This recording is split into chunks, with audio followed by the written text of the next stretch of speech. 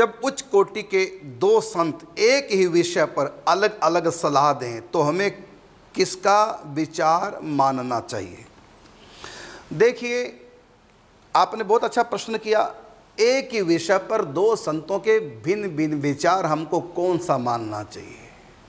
इसका उत्तर यह है कि संत जो होते हैं वो परिस्थिति को देख करके अपने विचार रखते हैं। सामने वाले को देख करके, परिस्थिति को देख करके, या जिस प्रकार के लोग उनसे मिलते जुलते हैं तो वैसे विचारों को ध्यान में रखकर ही वो अपने विचार प्रकट करते हैं। और एक ही समय न एक ही संत एक समय में उसी विषय पर अलग विचार रख रहा है। 10 दिन के बाद परिस्थिति बदली, व्यक्ति बदला, उसी विषय पर उसने जो विचार रखे वो उससे भिन्न थे। ऐसा भी होता है। आप तो दो दो संतों की बात कर रहे हैं कि एक ही विषय पर दो संतों के भिन्न भिन्न विचार हो तो व्यक्ति किसकी बात माने। लेकिन मैं कहूँगा एक ही संत के एक ही विषय पर अलग अलग परिस्थितियों के कारण से अलग अलग समय पे भिन्न भिन्न विचार हो सकते हैं। एक ही संत के एक ही विषय पर दो प्रकार के विचार हो सकते हैं। तो अब आपका प्रश्न है किसकी बात माननी चाहिए? तो जहां आपकी श्रद्धा बने उन्हीं की बात मानो। अच्छा देखिए, भगवान श्री कृष्ण के एक ही विषय पर दो विचार गीता में देखिए। भगवान गीता में कहा, अचिंत्यम च कूटस्थम अचलम ध्रुवम संयम इंद्रियग्रामम सर्वत्र सम बुद्धया ते प्राप्नुवन्ति मामेव सर्वभूतेते रत। अचिंत्यम च कूटस्थम अचलम ध्रुवम। गीता में भगवान ने कहा जो मेरा स्वरूप है वो अव्यक्त है, अचिंत्य है। निराकार की चर्चा करते का अचिंत्य है। और कितनी जगह भगवान श्री कृष्ण की लीला में अचिंत्य शब्द आया। भगवान की लीला अचिंत्य है, भगवान अचिंत्य है। और महावाणी में तो बहुत बार अचिंत्य शब्द का प्रयोग। अचिंत्य का मतलब मन जहां नहीं जा सकता। और रामायण में गोस्वामी तुलसीदास जी ने लिखा कि गो गोचर जहां लग मन जाई सो सब माया जानो भाई। जहां जहां तक मन जाएगा, जहां भी मन जाएगा ये माया में ही जाएगा। नौका कितनी भी तेज गति से चलेगी पानी में ही, पानी से बाहर नहीं चल सकती। इसी प्रकार मन कहीं भी जाएगा माया में ही, माया के बाहर नहीं जा सकता। ये गीता में भी कहा मैं अचिंत हूँ, अर्थात किसी का मन मुझ तक नहीं आ सकता। भागवत में भी कहा, रामायण में भी कहा, गोस्वामी जी भी कहते हैं गो गोचर जहाँ लग मन जाई सो सब माया जानो भाई। अर्थात मन जहाँ भी जाएगा माया में ही जाएगा, माया के पार जा नहीं सकता। अच्छा देखिए, कृष्ण कहते हैं माया के पार मन जाएगा नहीं, माया में ही रहेगा। फिर कृष्ण ये क्यों कहते हैं मन मना भव मद भक्तो मद्याजी माम नमस्कुरु। अर्जुन तू अपने मन को मुझ में लगा। अभी तो कह रहे थे कि मुझ में किसी का मन लग ही नहीं सकता, मैं मन से भी परे हूँ। अर्जुन से स्वयं कहा कि देह से परे कर्मेंद्रिय, कर्मेंद्र से परे इंद्रिय, ज्ञानेंद्रिय, ज्ञानेंद्रियों से परे मन, मन से परे बुद्धि, बुद्धि से परे तू है, अर्थात आत्मा है।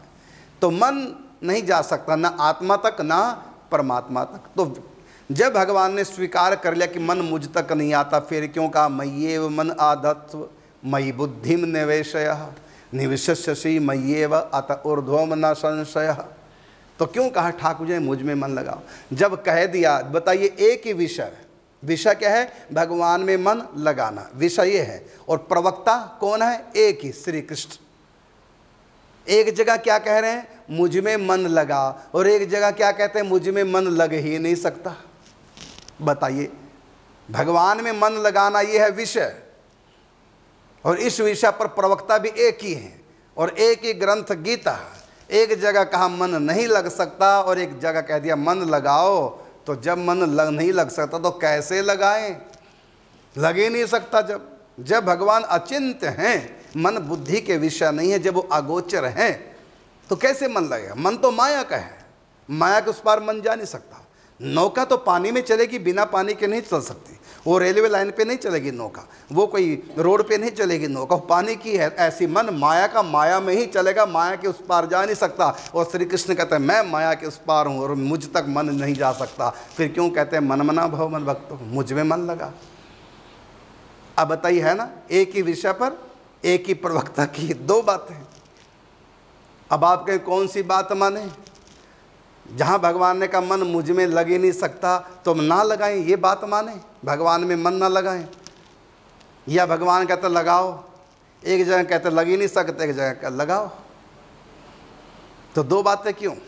तो जब भगवान की एक ही प्रवक्ता की एक ही विषय पर दो विचार हैं, कारण क्या?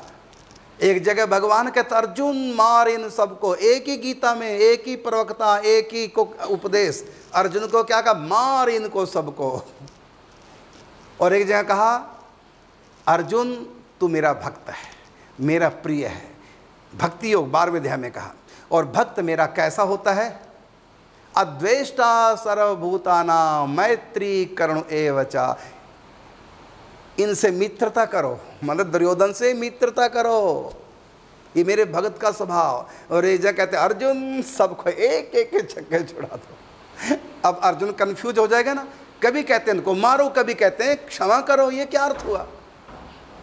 अब देखिए विषय एक है कि अर्जुन को क्या करना है। एक ही विषय पर एक ही प्रवक्ता श्री कृष्ण दो राय दे रहे हैं, दो विचार रख रहे हैं, तो व्यक्ति कंफ्यूज हो जाएगा।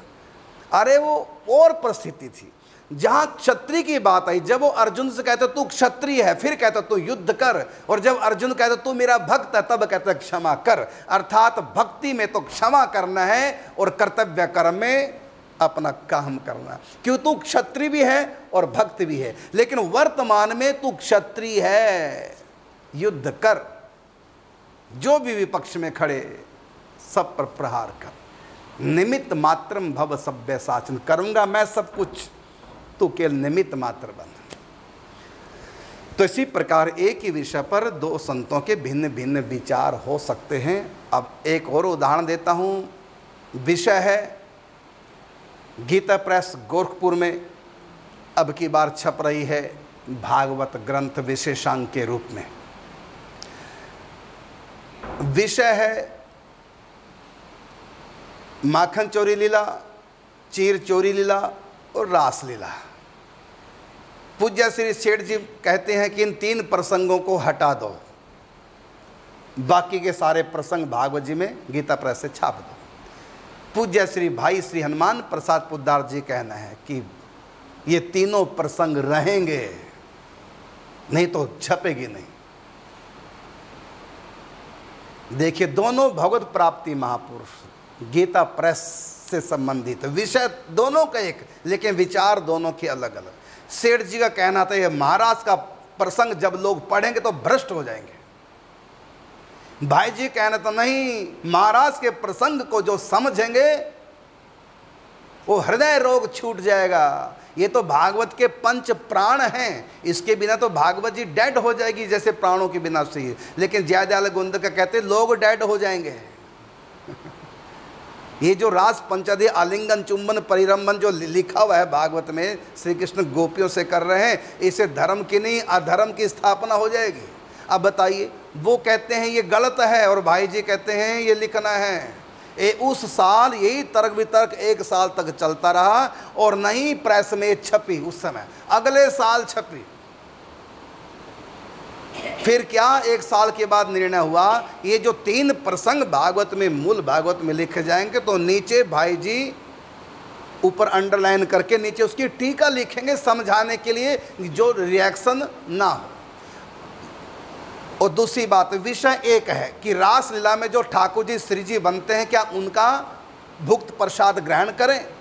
तो सेठ जयदयाल गुंदिका जी का कहना था बिल्कुल नहीं करना चाहिए, मर्यादा टूटती है। भाई श्री हनुमान प्रसाद पोद्दार पूज्य श्री राधे बाबा कहना कि नहीं, वो तो अमृत है, उससे भक्ति का वर्धन होगा।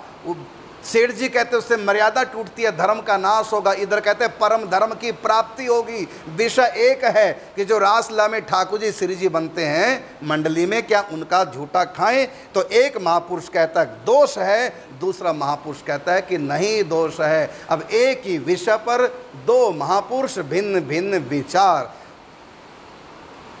अब आप देखिए, यदि आप मर्यादा वाले हैं तो मत खाइए, यदि आप प्रेमी रसिक हैं तो आप लीजिए, अलग अलग भाव है। तो आपके प्रश्न का उत्तर संभवतः आपको प्राप्त हो गया होगा।